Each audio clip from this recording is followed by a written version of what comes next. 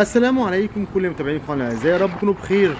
انا عادل الولي ودي قناه شوارع ومعلم اسكندريه. موجودين فين اليوم؟ موجودين على الطرق الجديده والمحاور الجديده الملاحات اللي بيتم استخراج منها ملح الطعام، ملاحات الماكس. احنا كده امامنا الميه دي عباره عن ملاحات بيتم استخراج منها ملح الطعام، تعرف باسم ملاحات الماكس.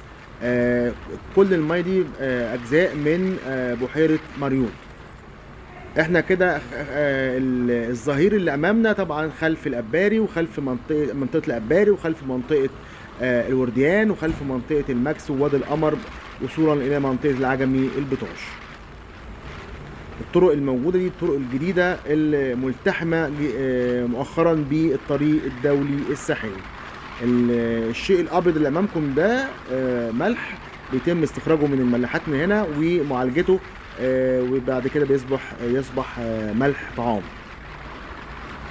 طعام، ملح المائده يعني.